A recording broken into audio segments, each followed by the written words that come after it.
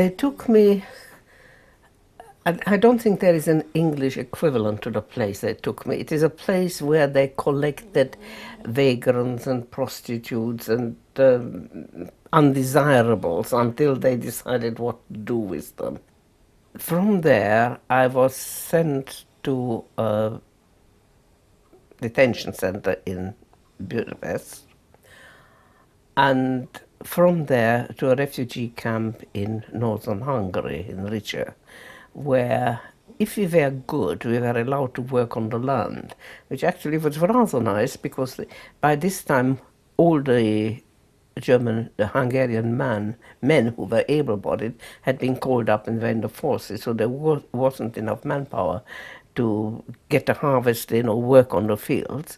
So they were very pleased of getting any manpower, and we got home-baked bread and cheese and milk, which was much better than the polenta that we were being fed on, and I've never been able to look at afterwards.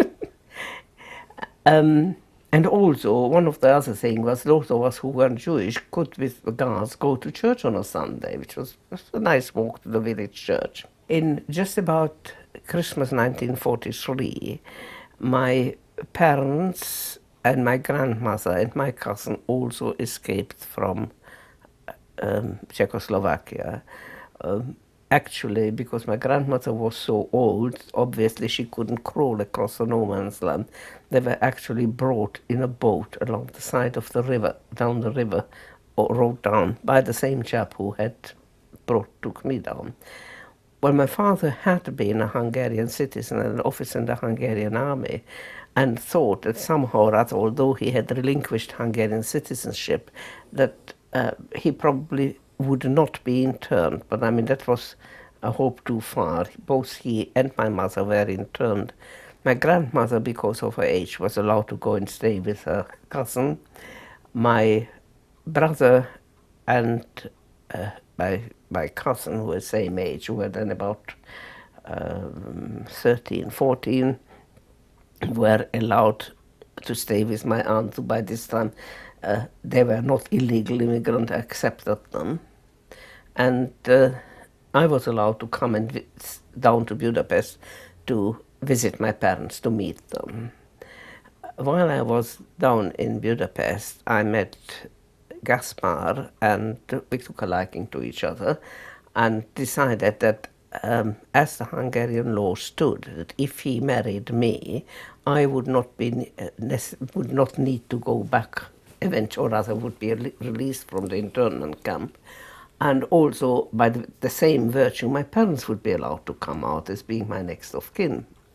So we arranged that we would get married on the 10th of June 1944. And I went back to the camp, and an application was put in to get me released out on parole until I got married. Well, I got released on parole in March 1944, but not to Budapest as I had hoped, but to a little place called Székesfehérvár in southern Hungary, where there were some distant relations of my father, and one of them had a little girl, and I was going to be nanny to the little girl. The next thing that happened was that the Germans occupied Hungary, and the situation changed markedly. I was on parole, so I had to report to the police every week that I was there. And the situation was getting quite difficult there, because the first thing that the Germans did, they took all the cattle, all the poultry and everything, and exported it to Germany. They took all the foodstuffs out from Hungary, all the grain, everything, with the result that we were in the end reduced to the only meat that we could get was horse flesh, but Hungarians don't mind that. They quite like horse flesh. And food was getting quite a problem there, which for Hungary, which was an agricultural country, was quite a new experience. On the 4th of June 1944, there was an air raid, and I was staying with friends who had been visiting them in the evening, and because there was an air raid, I couldn't get back to where I was staying. So I bedded down on a sofa in the sitting room, And the next thing we knew, at about 5 o'clock in the morning, we were knocked up because the police came to round them up because they were Jewish. And I said, well, look, hang on. They had to wear, by the way, I was classed as a political prisoner being an illegal immigrant, which took priority over whether or not you were Jewish. So whereas they had to wear yellow star, I didn't. I wasn't classed as Jewish because I was a political prisoner. So I was trying to explain this, and they said, well, it's sorry, you are in the wrong place at the wrong time, there's nothing we can do about it. And they took my papers off me, but it's the only thing that they took every single value that you had with me.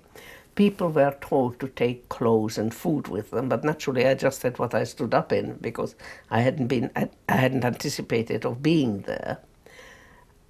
So on the morning of D-Day, we were arrested and taken to a brickyard, and they took all your papers away from you, so there was no way you could prove who you were because all your identity had been taken away. And this was a day before radio and television, so nobody knew what had happened. And this was just a week before I was due to get married. There was no way of my being able to contact Gaspar.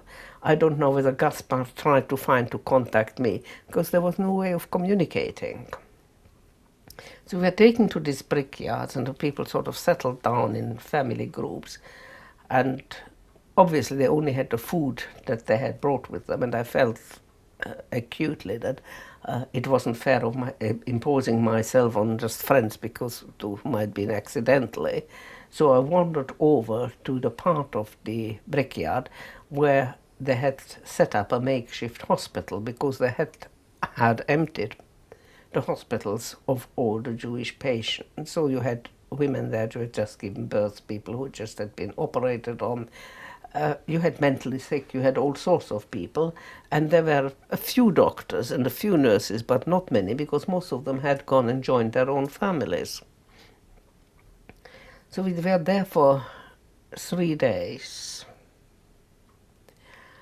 And then the evening, we were the chief doctor, the eldest doctor, called us together and said we were being moved the following day. And he said we knew that we were going to be taken to Auschwitz, which is the first I heard of Auschwitz. I didn't even know of its existence.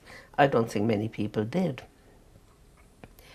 And he had raided the hospital pharmacy with any medication that he could before he came there, and he gave each of us a cyanide pill and said, if things get too bad, this is the way you can find a way out.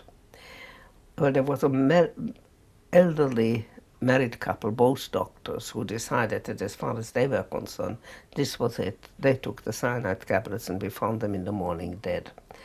And as people were being loaded into the cattle wagons, we put them on stretchers just outside the hospital so that everybody, as they went into the cattle wagon, could say their goodbyes to them.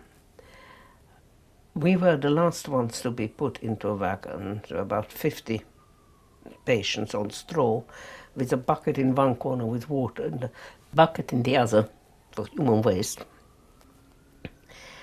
And we started off our journey to Auschwitz in the wagon.